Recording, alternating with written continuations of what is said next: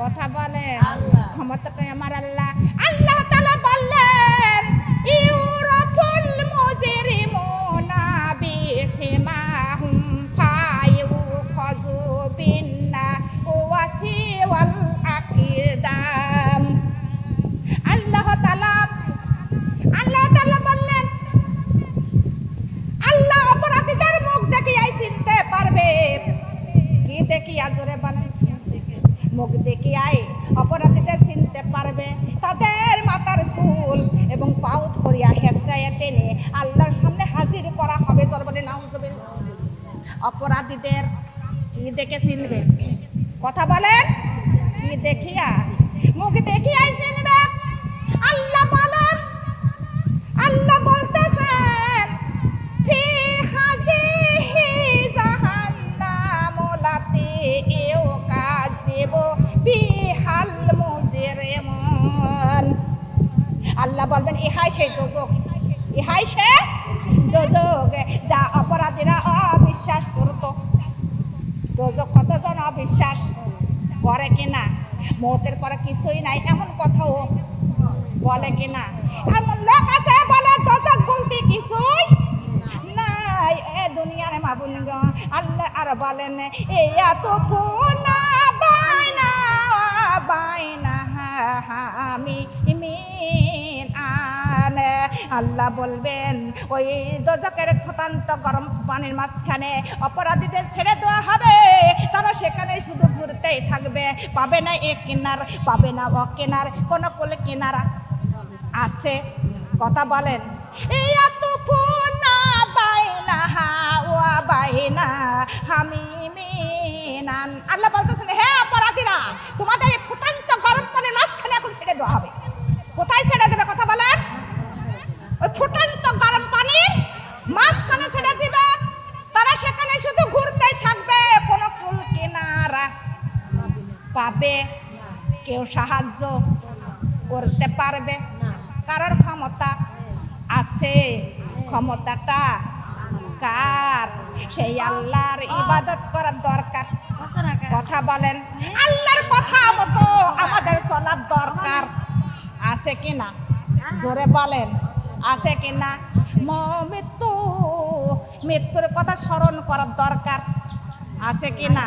হে দুনিয়ার মাবুনগা, হযরত খাদিজাতুল কুবরা আল্লাহর নবীর বিবি। কোন নবীর? আমার আখিরি নবীর বিবি হযরত খাদিজাতুল কুবরা। কিন্তু তিনি বিশ্ব নবীর বিবি। কোন নবীর?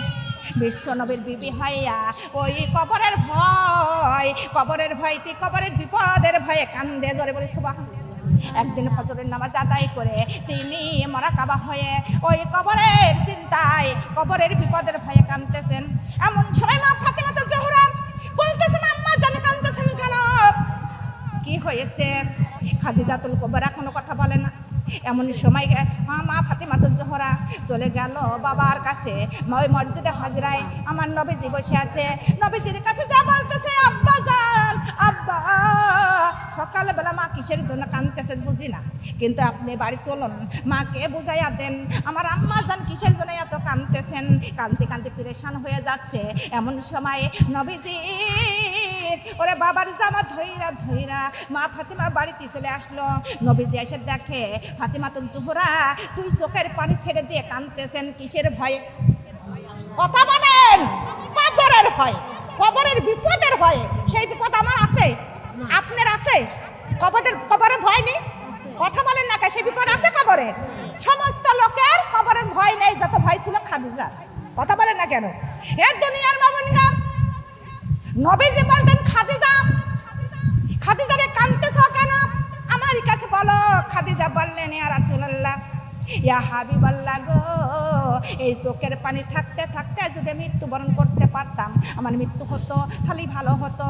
আল্লাহর নবী গো, আজকে মুরাকাবা হয়ে ওই কবরের ভয়ে কাঁদতেছি, কবরের চিন্তায় কাঁদতেছি। কেন না কবরের মধ্যে কতই না বিপদ। দুনিয়াতে কোনো বিপদ নাই। আল্লাহর নবী গো, ওই কবরে যত বিপদ দুনিয়ার মধ্যে কোনো বিপদ নাই। কেননা কবরের মধ্যে যাইতে না যাইতে মুনকার নাকির ফেরেশতা, ওই ফেরেশতার চোখ হবে দিগির মতো দিয়ে আগুনের ঝলক বাড়াইতে থাকবে। ওই ফেরেশতার গায়ের রং কুচ্ছর কালো হবে। ওই ফেরেশতার ওরে দাঁতগুলো ওহদ পাহাড়ের মতো হবে।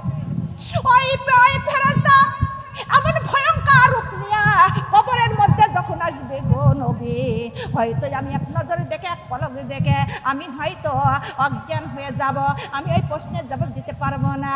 ও আমার নবী গো, এত শুধু মুনকার নকির ন, আরো কত কত বিপদ আসবে, ওই বিপদের সময় কেউ পাবো না। দুনিয়ার মধ্যে যদি কেউ বিপদে পড়ে কতজন আসিয়া কত কথার মাধ্যমে সান্ত্বনা দিয়েও যায়, দেয় কিনা? যদি কেউ রোগের বিছানায় পড়ে যায় কত আত্মস্বজন পাশে বসে যায়, স্বামী বসে যায়, সন্তান বসে যায়, ভাই বেড়াদা ওরে বন্ধু বান্ধব কতজনে বসিয়া কত সান্ত্বনা দেয়, দেয় কিনা জোরে বলে? ওরে মা খাদিজাতুল কুবরা বলে আল্লাহর নবী, কবরের মধ্যে কোনো বন্ধু যাবে না, কোনো ভাই বেড়াদার না, কোনো আত্মস্বজন না, কবরের যেদিকে তাকাইব গো নবী সেই দিকেই শুধু বিপদ আর বিপদ। ওই বিপদের সময় আমি কারোর পাবো না, তাই আমি কবরের বিপদে কাঁদতেছি। জোরে জোরে বলি সুবহানাল্লাহ। আমার নবীজির আশেপাশে সব সময় খাদিজা নবীজির বিপদে থাকতেন, সেই নবীজির বিপদে থাকতেন, আল্লাহর নবীর পাশে পাশে থাকতেন। তাই আমার খাদিজাতুল কুবরা বললেন, আমার নবী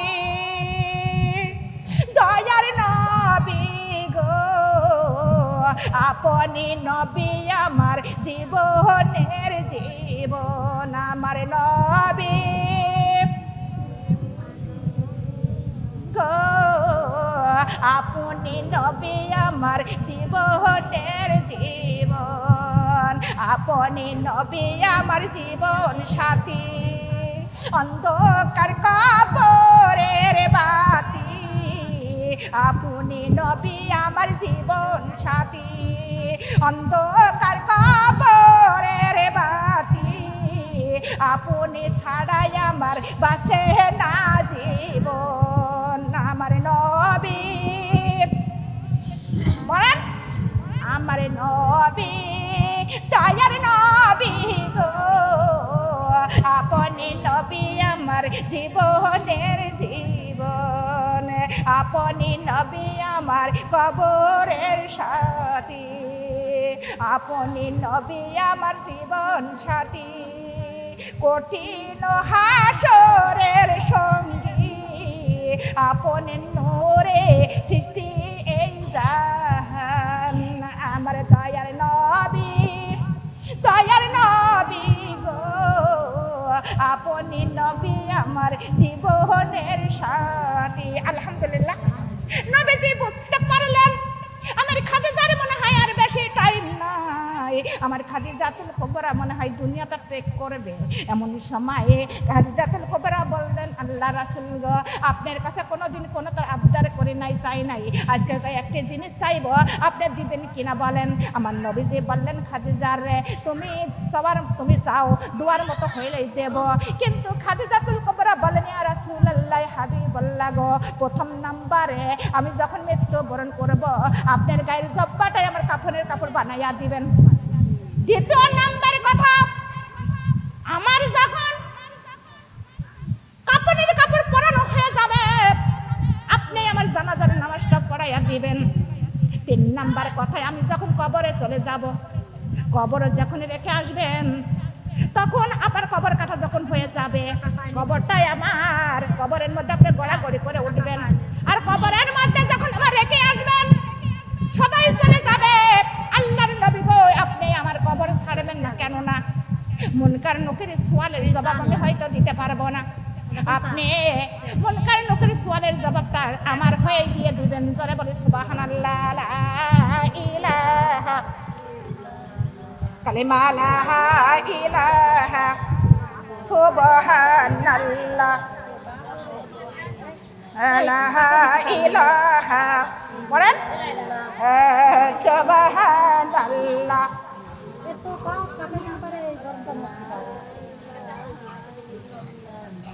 কালিমা লা ইলাহা আল্লাহ আশা করে অজু করিলাম, আশা করে অজু করিলাম, ফজরের নামাজ পড়ব যে। আজরাইল ভাই একটু আমি সময় চাই, ও আজরাইল ভাই একটু আমি সময় চাই। আজরাইল বলে ও মুর্দা ভাই, আজরাইল বলে ও মুর্দা ভাই হাতে আমার টাইম নাই। আল্লাহর হুকুমে এসেছি আমি তোমার জানটা নিবার চাই। ইলাহা ইলাহা ইল্লাল্লাহ, কালিমা লা ইলাহা। আশা করে অজু করিলাম, আশা করে অজু করিলাম, জোহরের নামাজ পড়ব যে। আজরাইল ভাই একটু আমি সময় চাই, ও আজরাইল ভাই একটু আমি। আজরাইল বলে ও মুর্দা ভাই, আজরাইল বলে ও মুর্দা ভাই হাতে আমার সময় নাই। আল্লাহর হুকুমে এসেছি আমি তোমার জানটা নিবার চাই। লা ইলাহা লা ইলাহা, কালিমা লা ইলাহা। আশা করে অজু করিলাম, আশা করে অজু করিলাম, আসরের নামাজ পড়ব যে। আজরাইল ভাই একটু আমি সময় চাই, ও আজরাইল ভাই একটু আমি সময় চাই। আজরাইল বলে ও মুর্দা ভাই, আজরাইল বলে ও মুর্দা ভাই হাতে আমার সময় নাই। আল্লাহর হুকুমে এসেছি আমি তোমার জানটা নিবার চাই। লা ইলাহা, জবান খুলে বলেন, জিকির করেন, কালিমা লা ইলাহা। আশা করে আশা করে অজু করিলাম, মাগরিবের নামাজ পড়ব যে। আজরাইল ভাই একটু আমি, ও আজরাইল ভাই একটু আমি। আজরাইল বলে ও মুর্দা ভাই, আজরাইল বলে ও মুর্দা ভাই হাতে আমার সময় নাই। মাওলার হুকুমে এসেছি আমি তোমার জানটা নিবার চাই। লা ইলাহা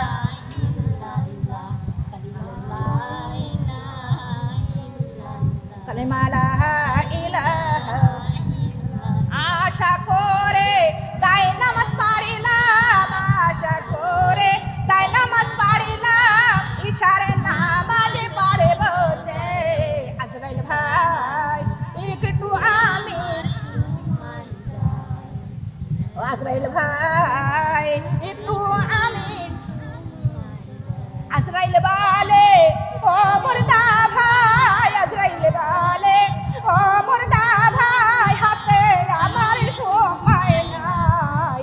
আল্লাহর হুকুমে এসেছি আমি তোমার জানটা নিবার চাই।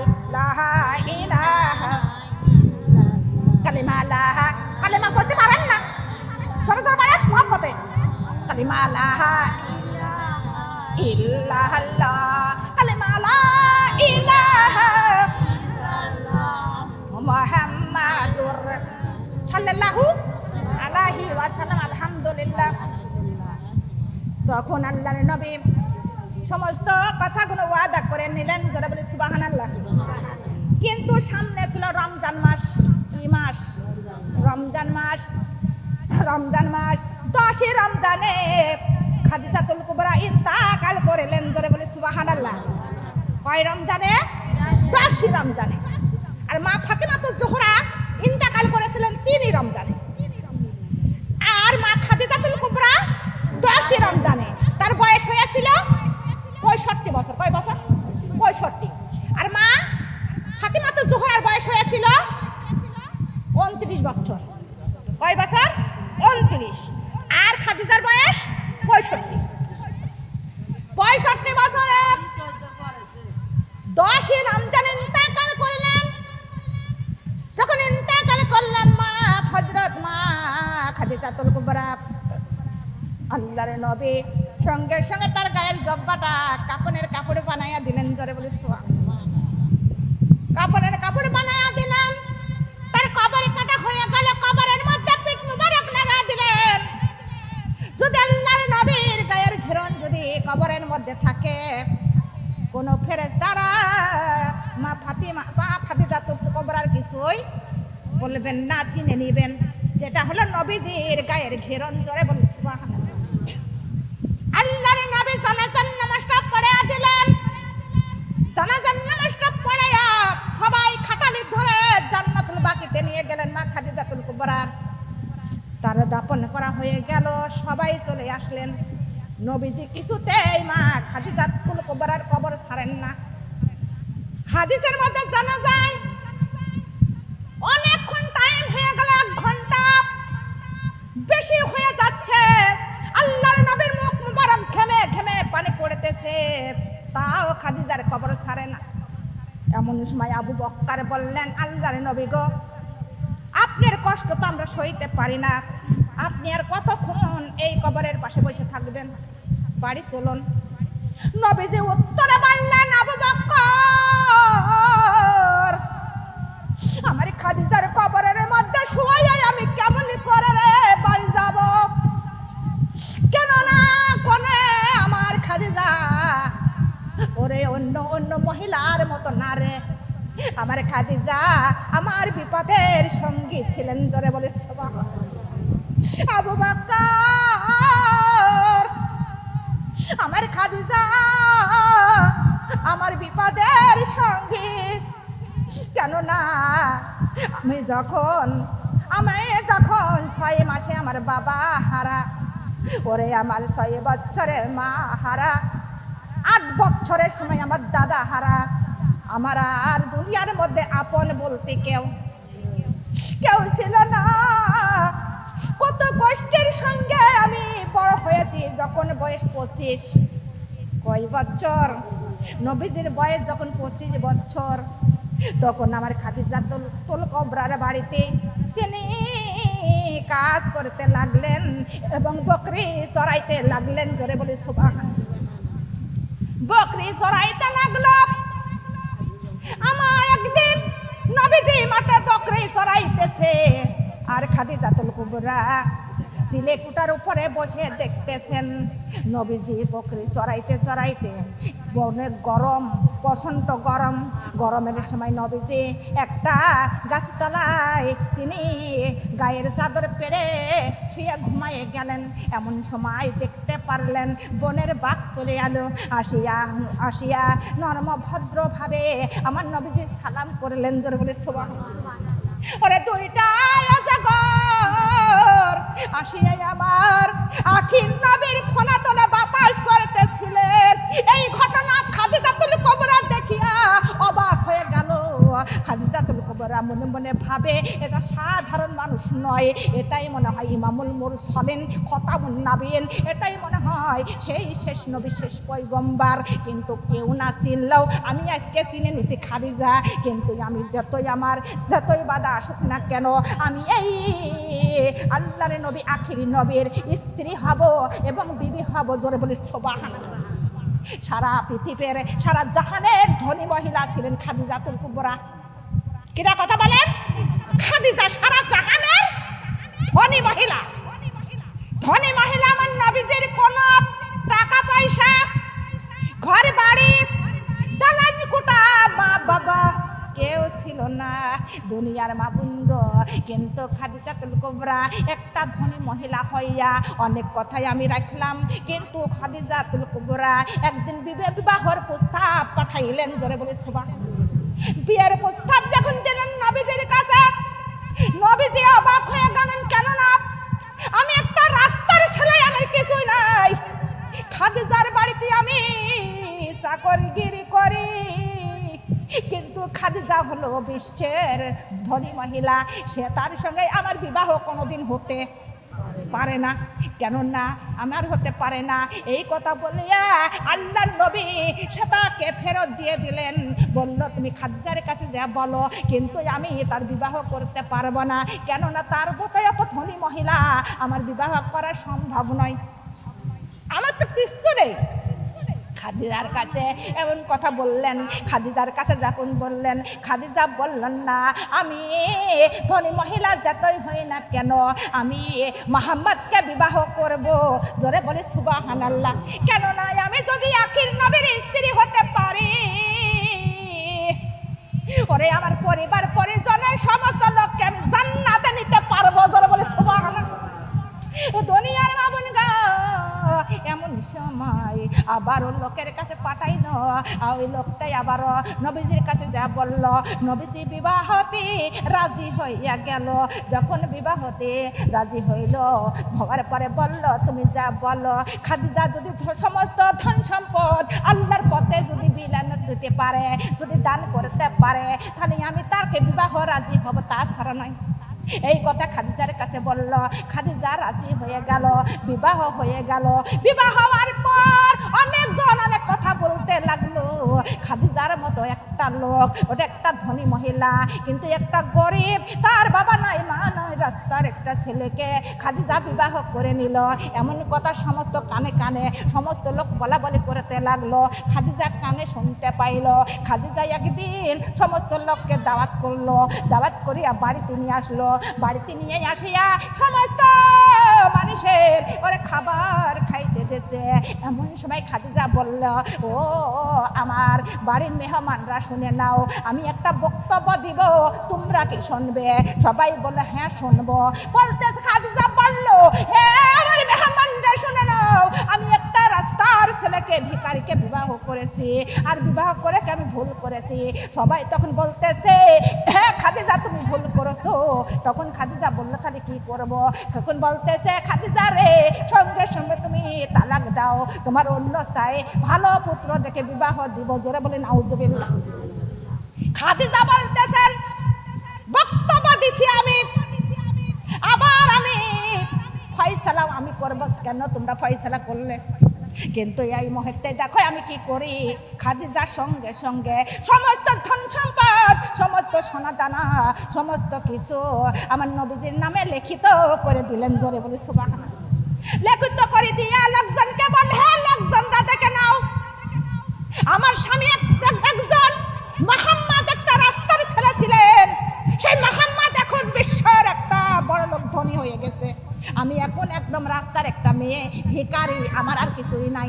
এখন আমার স্বামী আমার নিলেও নিতে পারে, না নিলেও না নিতে পারে। দেখো আমি একটা রাস্তার মেয়ে হয়ে গেছি। লোকজন সময় অবাক হয়ে গেল। জোরে বলে সুবহানাল্লাহ।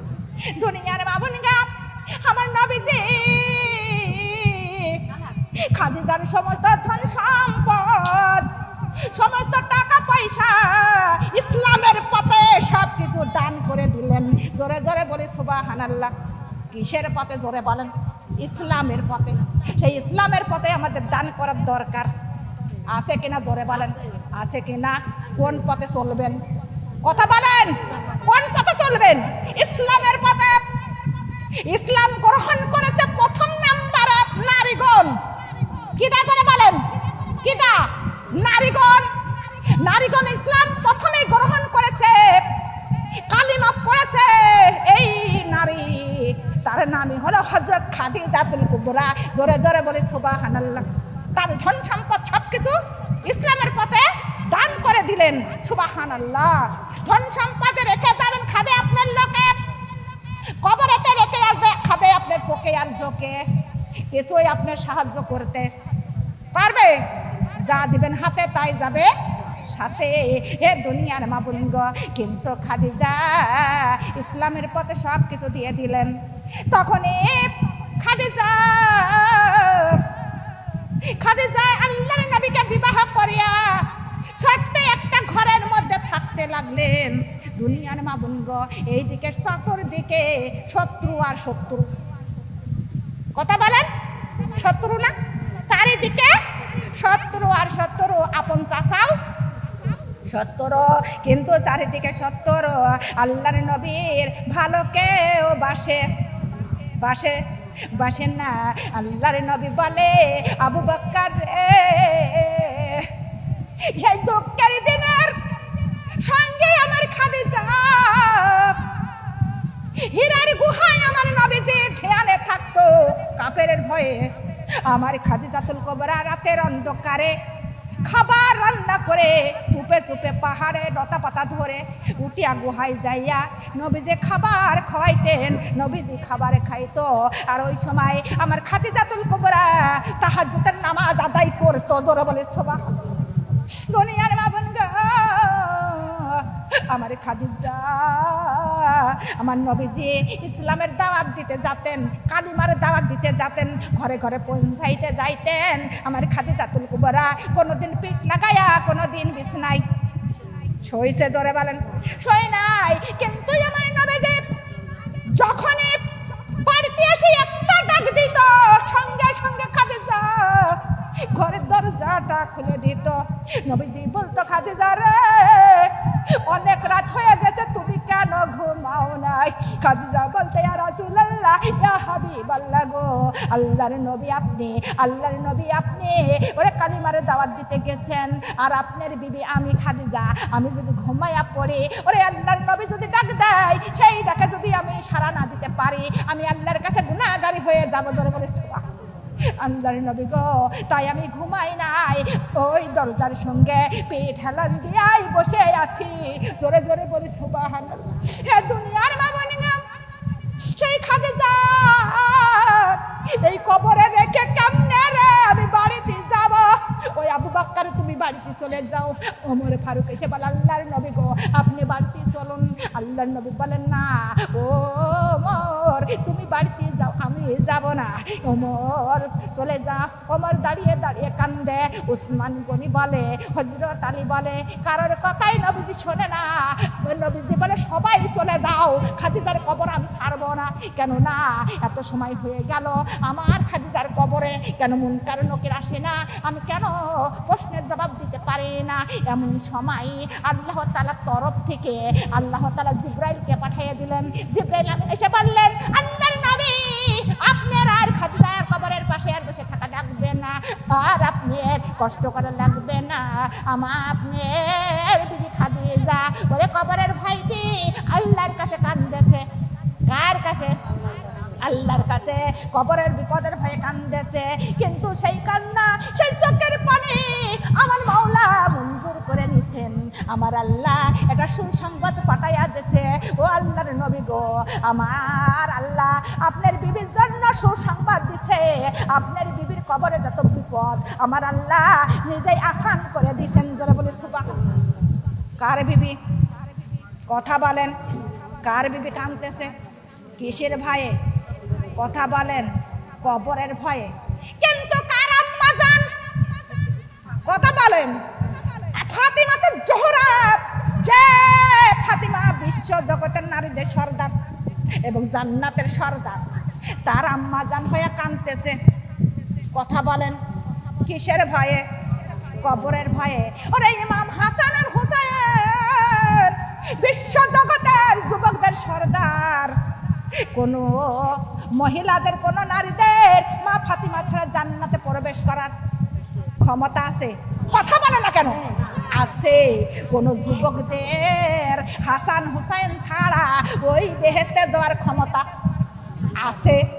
জোরে বলেন, নাই।